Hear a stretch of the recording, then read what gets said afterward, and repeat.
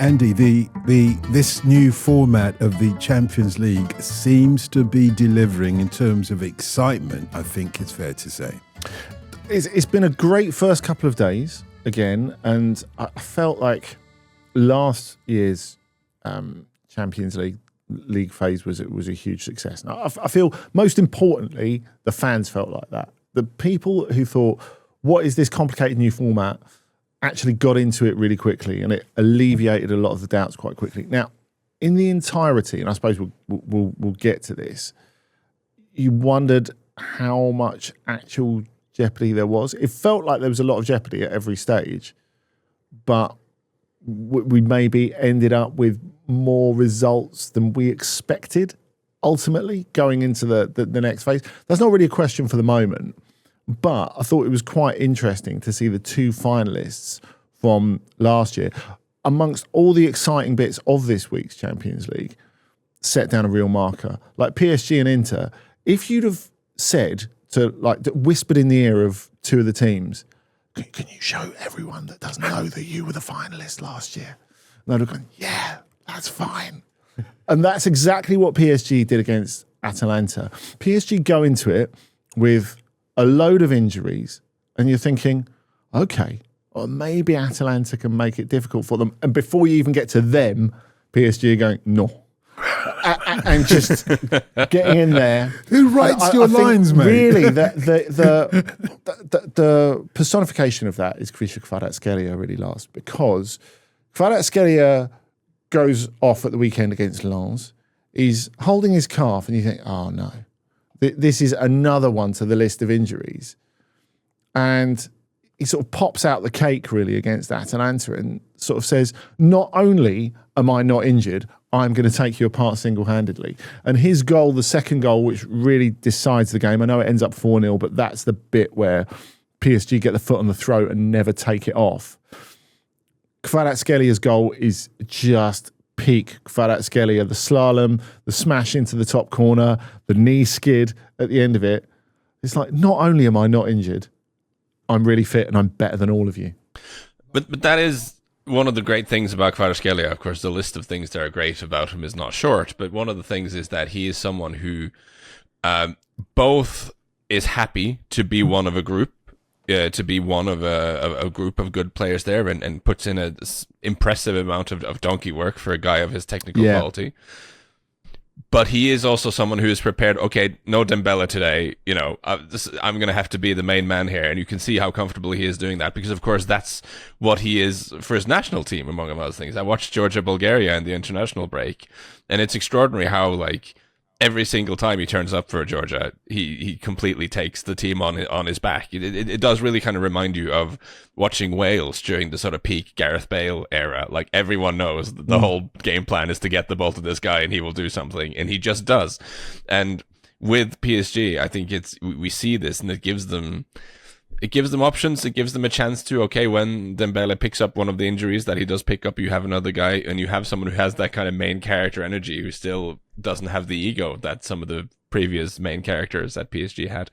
I was just watching this game, the sort of all-out assault from the first minute from PSG was actually quite extraordinary. I think there was a real sense of them just deciding, we're not going to turn this is just not going to be a football match. We're not going to let Atalanta have a chance to settle. We're not going to let them do anything at all.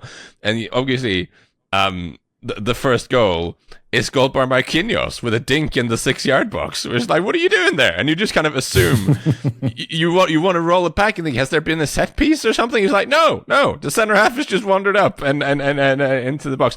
And they nearly score immediately after with Nuno Mendes being played through. So you got the center half scoring a dink, almost a tap in, and you got your left back also having a great shooting chance in the box afterwards. So it's just all out with everyone going for it. And we said it so many times on this pod. I miss the days when PSG were ridiculous. Now they are phenomenally impressive and a lot of fun to watch, and Atalanta just couldn't deliver them at all. They're certainly top of the league after day one, it has to be said, of the Champions League, and Atalanta, as a consequence, are bottom of the league, as it were. However, if they're A-star students, what about Inter? Yeah, which I thought was obviously a more difficult game. No one's convincing themselves that it's a brilliant Ajax side. But having said that, having rode out a sort of difficult-ish opening part of the game, I think the way that they won it, the control with which they've won it, especially when, obviously, Lars and I were on Monday's OTC talking about how chaotic the game in Turin last weekend had been. The way they were able to take a deep breath for the start of the Champions League and say, look, let's be us. Let's be just smart and realistic, just win the game, go back to doing what we do in the Champions League, which is keeping clean sheets and mugging people off with great set pieces. Because the thing is, I know a lot of teams have set piece coaches nowadays, and that's a good thing. I have nothing against that. There's been a lot of talk recently how there's snobbery about elite teams using set pieces. Why would you need a set piece coach when you've got Hakan Çalhanoğlu? Like, if you just say, Marcus, stand about there and you'll score a couple of headers. And it's that simple. Like, Marcus Thuram's brilliant. He's had a great start to the season. There's no doubt about that. I think the fact that he's improved that aspect of his game so much, so now he's absolutely monstrous in the air. But obviously there's a huge advantage if you've got Hakan Çalhanoğlu taking the corners.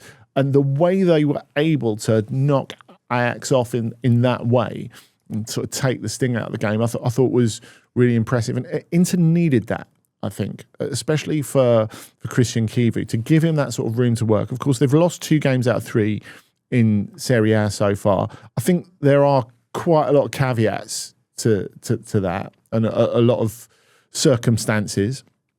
But having said that, for them to set down a marker and go, look, we know how last season finished, but we're not throwing out the baby with the bathwater. We are still a contender for this competition, I think is quite important. So the top 2, Lars, maybe regard this as business as usual, at least a continuation of last season's Champions League. And there are a whole lot of teams in the middle. We'll come to them in a moment. But what about surprises? Because I think there's one obvious surprise result in this first day of the Champions League stage that caught everybody perhaps by surprise, not least PSV. You are, of course, talking about Bodø Glimt's heroic draw away to Slavia Prague? No? I mean, that was good. Yeah, don't get me wrong. The finish for the 2-2 goal, the volley from Sondre Fett there, I mean, incredible. What a strike. And and it's, you're right, of course. Union Saint-Gilloise going to Eindhoven and giving Peter Bosz's PSV a bit of a spanking is probably not what we were expecting to happen, given that Union Saint-Gilloise are kind of first-time participants at this stage. But then again, OTC fans will know sudden and unexpected reversals for Peter Bosz, not always that expected. It's just kind of, you have to expect it. But Union Saint-Gilloise were very convincing there. I mean, they didn't have a ton of possession, but they looked so dangerous every time they break against PSV. Again, just not what you expect from a Peter Bosz team. But here we are. And as a tremendous result. And also, this is not what you maybe come to this for, because it's not a very romantic point, but it's worth a lot of money for these teams winning games in the group stage. You get, I joke about Bodø Glimt equalizing, but getting that 2-2 draw in Prague, that was suddenly worth 700,000 euros for Bodø Glimt, and that's money when you're from the Norwegian league. And I think Union Saint-Gilloise, again, just a win bonus for getting 3 points in the group is great as well. But actually, there's a significant amount of money at stake when you get these results. So a big one for Union Saint-Gilloise. On every level. And I think it goes back to when we were originally talking about the Champions League, and one of the side effects of the Champions League that's never really been properly dealt with is how second and third tier leagues can become completely distorted by the amount of money that these clubs can earn. Now, Union Saint-Gilloise are in a slightly different position because they're not one of the traditional bigs. You know, they're not Anderlecht, they're not Standard Liège, they're not Club Brugge. So for them to come in and not just get the participation money, but as Lars says, every point counts. And I think as well, the platform that it provides, and look, I'm not trying to sell their team before they've played their second match in the Champions League. And obviously they've got even more of a platform because they're going to play Newcastle in the second game. And a lot of people will be watching that. But you look at Promise David, you look at El Hadj, and whose second goal was brilliant, by the way. And you're thinking, right, you can just tell straight away who they're selling next summer. Straight away. There's no doubt about that. And if you add that Champions League money to the player sales, you're looking at like really an amount of money that could change their next decade, really. And what they've done, though, in terms of performance, I think it was a surprise to me that they were able to go to PSV and play like that and win like that. And I think a lot of credit has to go to Sebastian Pocognoli, who's coached them very, very well. Despite not being the unanimous choice of supporters, for example, to get the job in the first place at the beginning of last season. But I think you look at that and you think, this is really how European football is meant to work. You gradually move your way up the competition. So they did well in Conference League and they did well in the Europa League, and they're quarter-finalists. And it's the same with Bodo Glimt to a lesser extent, isn't it? I suppose semi-finals of the Europa League, and you're meant to do that. You're meant to take the steps in the lower UEFA competitions, and then when you get there, well, you've been rehearsing. You're getting your big chance in the Champions League, and you're ready for it. Now, I realise it doesn't always work like that, but it is supposed to work like that, isn't it? Yeah, but I think it's interesting that you mentioned the distorting impact the money can have, because I always flag up, and we always flag up Bodo Glimt as one of the great sort of feel-good stories of European full club football, because they are. And I stand by that. I mean, this is a team that it isn't that long ago since they were in the second tier in Norway, and they made it to the top. They won domestic championships, and they've gone into Europe, had these incredible results, and they've done all that not through massive cash injections from morally dubious sources. They've done that by being smart, having a strong sporting concept, building a community, having a strong coaching staff, and you see time and time again with players who do well for Bodo Glimt who then get contracts abroad, they end up going back because they had a good time. This is a good place to play football. But in Norway, domestically, there are very mixed feelings about it now with fans of other clubs, because when they get into the group stage of the Champions League, they are making so much money that fans of rival clubs in Norway look at this and say, how on earth are we supposed to compete with them now? And it feels like they could be the second coming of Rosenborg, who of course won the league for something like 10 straight seasons in the 90s. And on the one hand, neutral Norwegians and Norwegian football fans are excited to have a team in the group stage. It's great, and it shows that it's still possible for teams from small countries. But the flip side of that is, what happens to the competitiveness of the local league? Nothing good, probably. I mean, it's hard to see how that's going to work. So that is the downside of that. But I still think it's important that you have, if you support a team in Slovenia, if you support a team in Estonia, wherever you are, it's important to see that you have teams from these less glamorous leagues that can still get into this competition and can still be relevant. I think that's the point, isn't it? That's the whole selling of this expanded league stage of the Champions League. That idea that you have greater inclusion, and that is a good thing. But when we were talking right back at the beginning, the idea of that feeling of openness and anything can happen, but can anything really happen? Is that just the illusion of anything can happen? And we talked about PSG and Inter, the two finalists, really showing up. Of course, we're going to find out about Barcelona a little bit later. But again, the other contenders, Bayern, so much better than Chelsea. So much better than Chelsea. And you have Enzo Maresca standing there at the end going, wow, they're way more experienced than us, aren't they? And he's speaking from a perspective of, not just European trophy winners, but Club World Champions. And, they're not exactly under-resourced, but in terms of the Champions League, he has got a point. And I thought Bayern picked them off pretty brutally. Then you have Liverpool, who, again, will be a big contender. I think, arguably, well, not arguably, the best team in the league stage last year. And you kind of wonder with Liverpool, will they play it a little bit differently? Because they gave these incredible performances to get great results last season in the league stage. And then obviously they drew PSG in the last 16. It didn't really count for anything. But in terms of showing how a Champions League game is done and riding spells of momentum to win the game, I thought that was a pretty sort of good performance from Liverpool, and obviously parts of that game, they were fantastic. So when we have this feeling that anything can happen with Union Saint-Gilloise, with Bodo Glimt, with, to an extent, Marseille, who go to the Bernabeu and give a really good performance we're in a position to get something out of the game, and then obviously they will feel a bit cut off by the way that second penalty was given against them, the Kylian Mbappe scored, which was very debatable to say the least. It's easy to look at that and look at Juventus 4, Dortmund 4, and think, oh, it's great, it's chaotic, everything's happening. But then the two finalists from last year win quite easily, and Liverpool and Bayern still look like they can beat pretty much everyone. Are you saying then that the minnows, some of which you mentioned, Union Saint-Gilloise may be the obvious one to talk about, but Budo Glimt as well, maybe even Paphos getting a draw against Olympiacos? Yeah, what a result. Absolutely. Yeah. But are you suggesting that none of those minnows will make it through to the next stage of the Champions League? Because only 24 of these teams are going through, are they? Yeah, maybe. I know what you think, Lars. I mean, like one or two of those getting through to the 24, but which again is not a definite passage to the last 16, but it's 2 more ties and a lot more money if we're being brutal about it. But in terms of, if we're talking about who's going to actually win the competition, I don't feel anything different there. I don't know what you think, Lars. No, I don't. I mean, I was asked on a different platform to ask if there's an outsider team to keep an eye out for. And that's such a weird question, because when you say outsider, do you mean not PSG, Barcelona, or Real Madrid, or Bayern, or City, or do you mean like would a Chelsea run be an outsider? You know, maybe it would these days.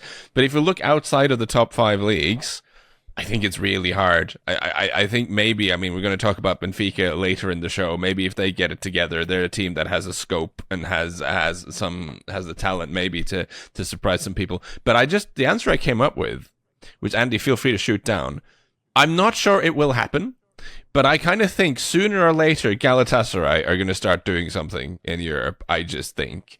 Because and this is something, or certainly they should. Maybe that's a better way of phrasing it.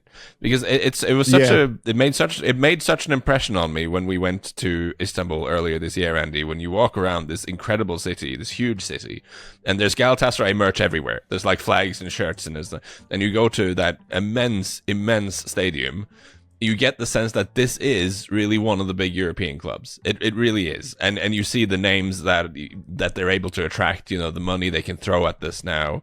And you just think they have everything there for this to be a genuine European force. Maybe not in the way PSG, Barcelona, and Real Madrid are. That's probably not possible when you're based in Turkey. But if you look at the kind of success the Portuguese teams have managed to have, making the odd run into the tournament, Porto winning it, winning the odd Europa League, you know, this is the sort of thing the Turkish teams, Galatasaray in particular, should be doing, should be manageable at doing. There isn't really an excuse for that. They have the resources, they have the scale, they have the stature.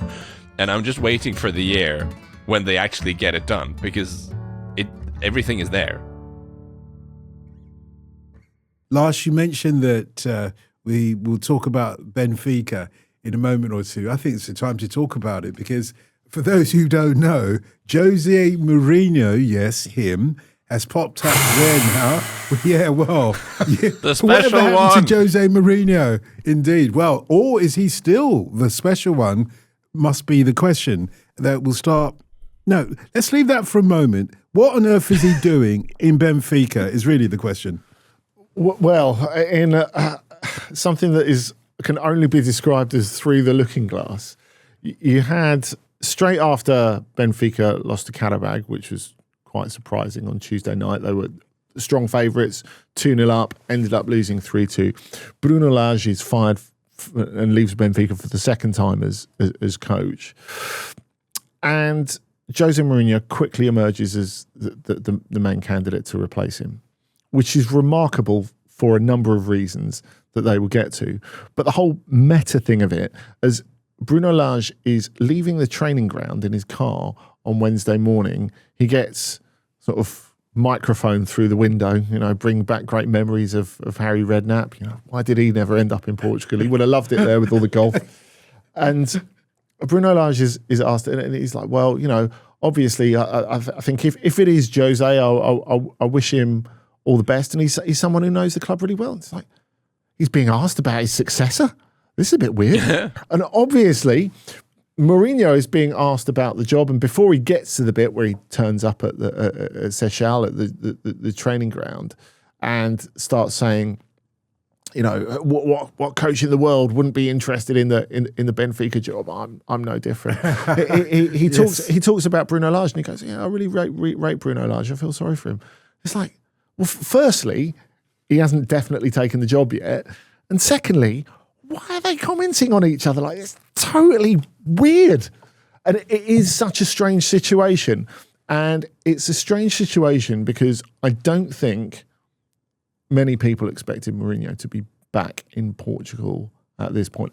I certainly didn't. Lars, did you expect it? I mean, I'm not a Mourinho enjoyer, as listeners will know.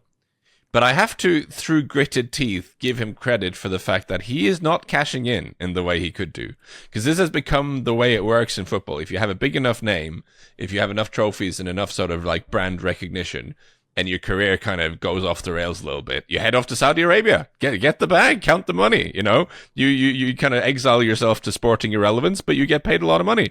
That seems to be the way it goes for a lot of people, coaches and players. And Mourinho has every possibility in the world to do that. I mean, they'd love him. Like he could name his price. You manage just one stint at one of these teams in the Saudi Super League, and he could buy a country afterwards. But he isn't doing it. He went to Portugal. He went to Turkey first, and it didn't work out for reasons we've spoken about a lot on this show. And now he's gone to Benfica again instead of cashing out. So he does have this drive. Maybe it's a little bit of ego, but in a good way. Like he wants to be the star of the show. He wants to be the center of attention, and he knows that whatever the players who go there try to pretend nobody cares about the football in Saudi Arabia. It's just not a thing. Whereas he wants to be at these big institutions that genuinely matter, where he does get asked questions constantly from the press, and where people care about what he's up to. I think he has that sort of professional pride about him. And that, I think, is probably the most interesting thing about this move. How it will work on the pitch, I am less convinced by.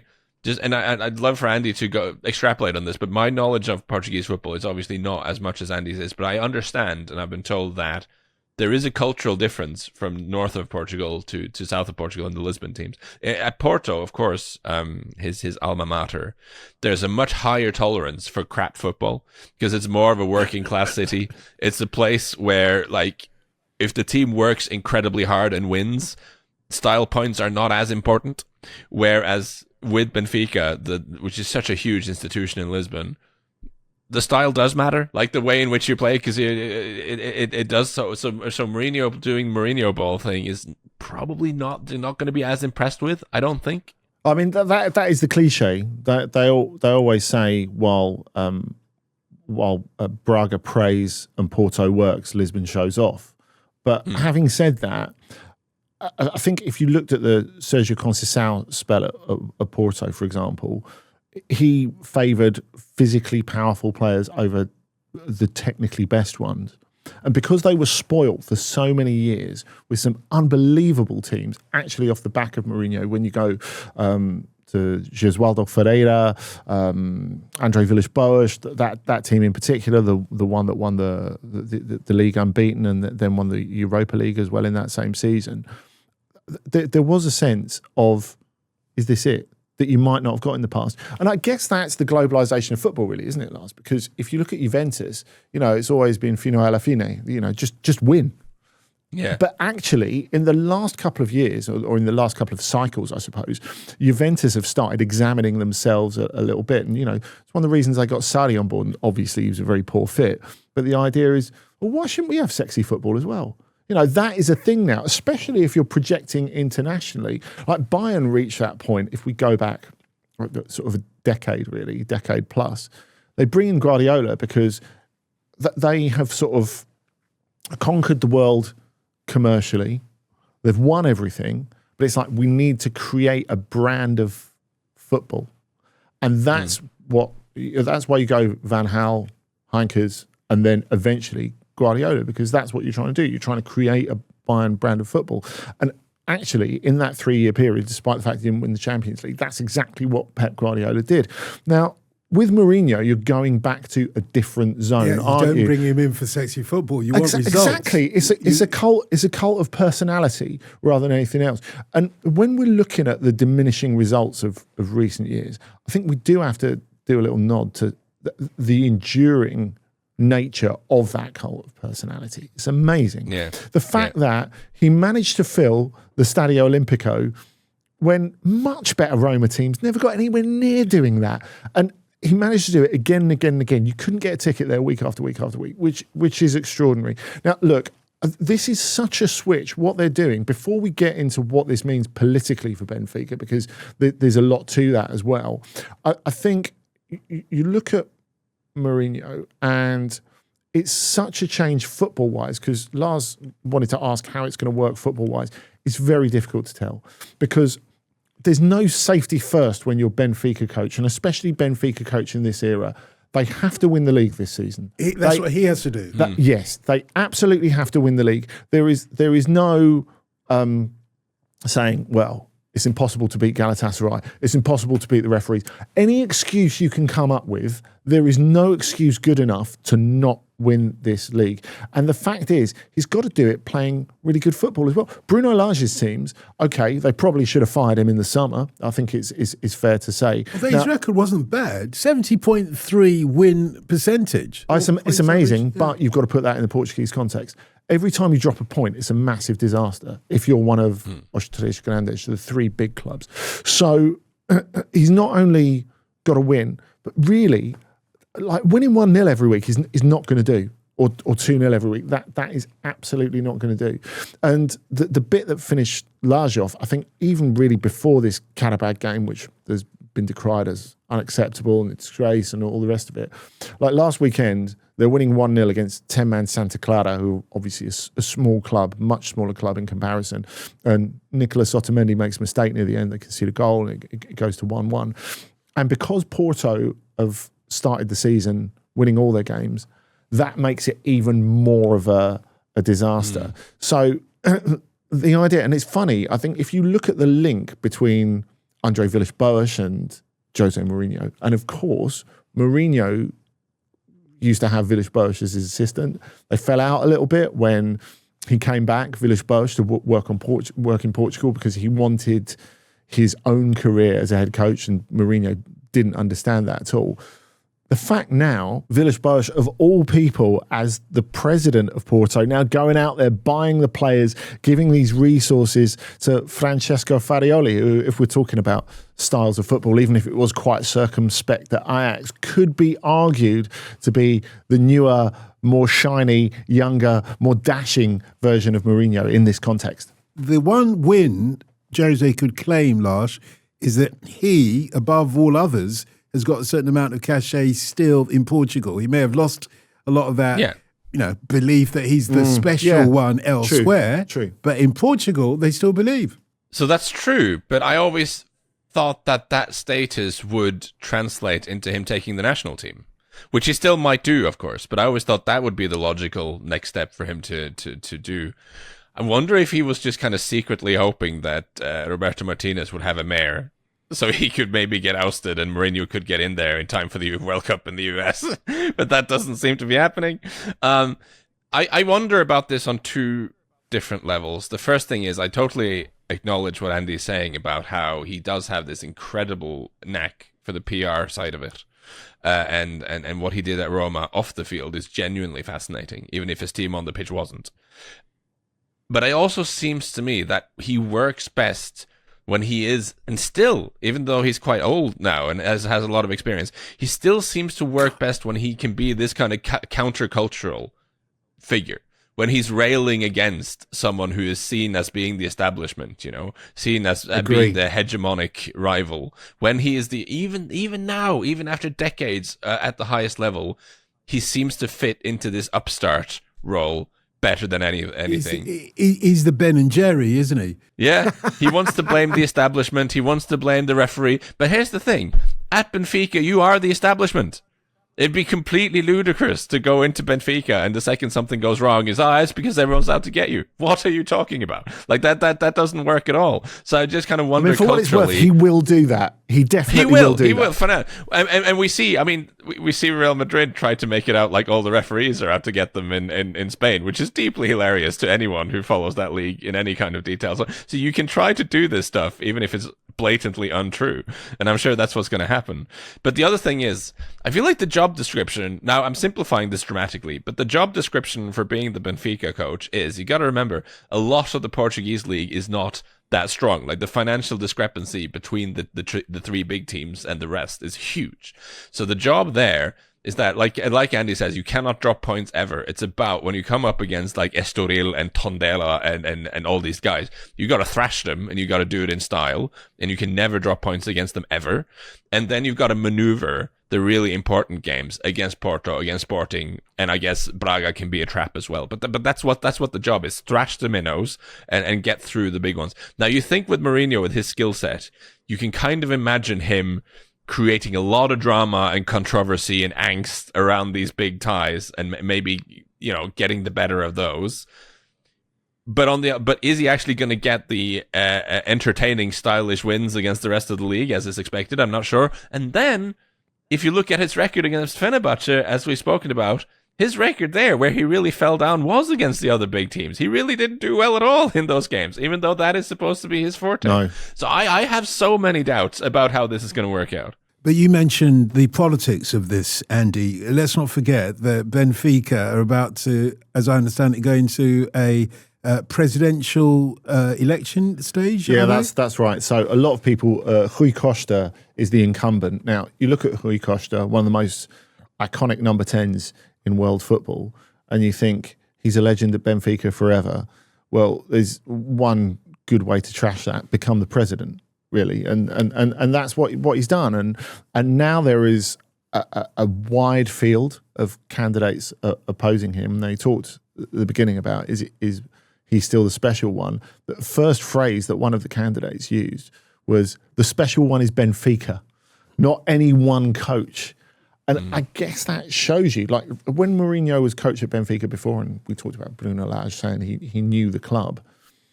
Well, Benfica were a much lower ebb. Now they've started winning stuff again. That they sell players for profit. You know, they're in a much better place when they were really sort of rife with sporting failure and corruption, if we go back 25 years ago. So this is something completely different. And the fact that where Rui Costa is so close to the election, a lot of people feel quite strongly, and of course lots of the other candidates, notably the guy who we think is a favourite, João Noronha Lopes, they don't feel that he should be making a decision to commit. Financially, it's a huge commitment for a Portuguese club, like a way beyond what you would think is possible sort of commitment for a Portuguese club. A couple of weeks before the election, to make a massive appointment like this is very, very controversial. You know, it's like it's just I don't know. It's a financial commitment, just Jose Mourinho's salary. Or more than that? And the length of contract as the as staff well. that he brings with him, I imagine, as well. all that sort of stuff. But Mourinho, one of the reasons I thought he would never go back to Portugal is the money, really. And I know Lars saying, you know, the money's clearly not the be all and end all for him because he would go into Saudi otherwise. Sure, but you look at the salaries he's got at Roma and Fenerbahce. You know, unless he's doing this as a pay-per play. This is a massive commitment. And, of course, it's a massive ideological commitment as well. That the next president would come in and, like, maybe have a different idea. What are they meant to do? Like, sack Mourinho after 3 weeks and cause an absolute firestorm. Now, João Noronha Lopes, it's been rumoured that his plan was to wait for Ruben Amorim to get sacked at Manchester United and then appoint him. Of course, a former Benfica player, but more importantly, someone who has won the league recently in Portugal and someone who is more of a modern Portuguese coach, which Mourinho, you cannot argue, is at this point in time. Let's move on to talk about Strasbourg. I mean, whatever problems other teams may have on the field or off the field, it feels like Strasbourg have an existential problem at the moment, a Cartesian existential problem. Who are they, and to what extent are they the B team to one central London club known as Chelsea. So has Mourinho infected our minds so much that we have to discuss Chelsea at some length as well? I think it's almost unavoidable, isn't it? Like, the reason I think we need to go at this is because there was another protest at Strasbourg's home game against Lars last week, and it's because of a move that all of us have flagged for quite a long time. We knew Emmanuel Omega, the centre forward and captain of Strasbourg, would end up going to Chelsea at some point. Now, it was finally announced last week that he would sign for Chelsea in 2026, which I think is a nod to his progress and how good he's been, that Chelsea want him so quickly. He's still only 22, of course. But there were banners about it at the weekend. There were banners taking aim at Mark Keller, the president, as well. And one of the banners called him a pawn of Blueco, of course, who run Chelsea and run Strasbourg as well. And asking the club, or demanding that the club take the captain's armband off him as well. Now, as we know, Liam Rosenior has said that Omega's been deeply affected by this. He didn't play last weekend because he was injured. And Rosenior's the coach, for those who don't know, Liam Rosenior. Yeah, so I think, as you say, an existential crisis, really, because this is always going to happen. You're always going to have good Strasbourg players going to Chelsea, and that feeling that the fans have of we're subordinate in the chain. Like, every club is subordinate in the chain of football if you're not one of the elite clubs. But the fact that, our best players will basically get taken away and that we're a farm team, it's not just a question of where you lie in the football pyramid and how big you are. It's a fact of, where is our identity? Are we just a farm team for this bigger club? Now, look, I think what is important to note about Strasbourg, and like some of the people who've got great history with Strasbourg, and Mark Keller, the president, does have great history with Strasbourg, but also Dimitri Leonard, who was a player for them until a couple of years ago, who, when they refurbished the menu, they've got the stadium, they've got a snack bar named after him, which is called the 90+4. It's a bit like the Kun Aguero thing at Manchester City. He scored this unbelievable free kick against Lyon to win the game and help avoid relegation. So Leonard is a real club legend, and he came out and he said the treatment of Omega and of Keller was an absolute disgrace. Those were his words. But I think it was a reminder of how different players, however committed they are, can feel about things to us, the fans. Because I think a lot of people, and probably a lot of fans, are out there thinking, but Blueco's great for Strasbourg. We've gone out there in an era when no other French clubs have got any money at all apart from PSG. And they've been out and spent 150 million on players this summer. Now, of course, they lost Dilma Bakwa to Nottingham Forest for a lot of money. It's not all been one way. So there are people who will feel great about the added resource and the ability to compete at a high level. But it all comes back, Lars, I guess, to what a football club is actually about, doesn't it? Because Strasbourg have got such a strong identity because, they went to the wall before and they had to work their way all the way up from the bottom. And they did that because they're a really strong football community, because they've got great history, because they were the champions in the 70s, because they've got a strong ultra community. And now that strong ultra community is kicking back at a really big entity in Blueco, saying, look, we are not your plaything. We are our own entity. We have history, we have culture, we have heritage, and we can't just be the plaything of an elite club. But this is the multi-club format, Lars. And, as Andy said, one club, if you've got two clubs, one club is going to be less important to you than another club. Having said that, if it's a two-way street in terms of players coming between the clubs, it might be a better fit, as it were. Well, I mean, I think first and foremost, this is I'm about to sound like Miguel Delaney here, I guess, also of this parish, that this is a case where the authorities have been completely asleep at the wheel. Like, UEFA have not anticipated any of this stuff at all. Like, when these multi-club sort of things have started becoming more and more common, there's been no, as I can tell, no understanding or appreciation from the authorities about what the actual consequences of this will be. And the actual consequences is that you will have teams around Europe who are now someone's reserves. Like, this is what they are. We can't really pretend otherwise. And some clubs might be okay with that because it brings with them, like, I think Palermo right now are a great case in point. Palermo, who used to be quite a serious team in Italy, run by the wonderfully eccentric but undeniably ambitious Maurizio Samparini, who would fire managers all over the place, and Palermo were one of these goofy teams that were interesting to follow. But of course, they also brought in Pastore and Dybala from South America, but they fell onto hard times, and they've been all the way down in the third tier in Italy, and have now become part of the Manchester City umbrella organization, and are back in Serie B, and I am sure will be back in Serie A before long. And for their fans, okay, they are now one of Manchester City's many reserve teams out around the world, but it's probably more fun than being in the third tier. And if they have a really good player, he'll be off to Man City probably. They don't really have a say in that, but it's day to day. The experience of supporting the team will have gone up, and it will have worked out for them. And I don't like this. I think this is wrong. I don't think it should be allowed. But we can also acknowledge that for some clubs it has been a positive. We mentioned Union Saint-Gilloise earlier in the season, who of course have a very strong tie to Tony Bloom's Brighton. Now, they are a case in point where all this stuff that they say about, we're going to share best practices and all this sort of stuff, that seems to actually be working. Like, they are one of the, if not the best run club in Belgian football at the moment.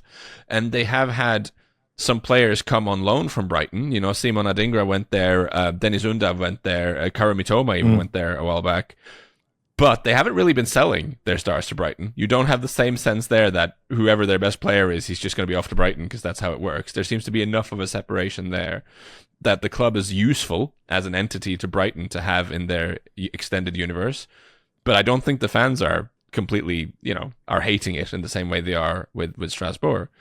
So there are lesser and better versions of this multi-club stuff. But I just think at the end of the day, you shouldn't be allowed to own many clubs. I think you can solve so many problems here by just saying you're not allowed. Sure, but it is what it is, Andy. And what Lars was alluding to towards the end there, why one set of fans might be happy with it and another set of fans not happy with it, goes back to what I was saying about the two-way street. Because they're losing some of their best players to Chelsea, and what they're getting in return is Ben Chilwell. Yeah, and I think the Chilwell thing is actually quite important, because if you look at the makeup of the Strasbourg team, it's about developing young talent, which, if you're a Strasbourg ultra and someone who feels very strongly about the club's sense of identity, despite the fact they're a very exciting team, you might feel a little uneasy about, because, of course, they were the first team in Europe's top 5 leagues to, in the first game of this season, actually, away at Metz, just down the road,